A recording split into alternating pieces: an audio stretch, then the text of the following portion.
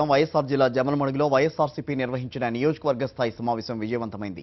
Party జిల్లా అధ్యక్షుడు అమర్నాథ్ రెడ్డి అధ్యక్షతన జరిగిన సమావేశంలో Kadapa MP Avinash Reddy, Rayachoti MLA Srikanth Reddy, Kadapa mayor Suresh Babu, MLC అభ్యర్థి వివేకానంద రెడ్డి, నియోజకవర్గ సమన్వయకర్త సుధీర్ రెడ్డితో పాటు పలువురు నాయకులు పాల్గొన్నారు. ఈ సందర్భంగా మాట్లాడిన నేతలు వైఎస్ఆర్సీపీ గుర్తుపై గెలిచిన ఆదినారాయణ రెడ్డి స్వలాభం కోసం పార్టీ ఫిరాయించారని విమర్శించారు. స్థానిక సంస్థల ఎమ్మెల్సీ ఎన్నికల్లో వివేకానంద రెడ్డికి పట్టం కట్టాలని పిలుపునిచ్చారు. స్వార్థం కోసం, కేవలం అధికారం కోసం, డబ్బుల కోసం నిజంగా మరి తల్లి లాంటి పార్టీని వదిలిపెట్టిపోవడం ఎంతవరకు సమంజసమో మనమంతా కూడా ఆలోచించాలా. నిజంగా పార్టీ మారక ముందు అందరితో ఏం చెప్పేవాడు, అప్పట్లో నాచవడం ఉండేవాడు. ఏం చెప్పేవాడు, నేను ఖచ్చితంగా రాజీనామా చేసుకుంటా, నేను ఖచ్చితంగా రాజీనామా చేసుకుంటా అనేవాడు.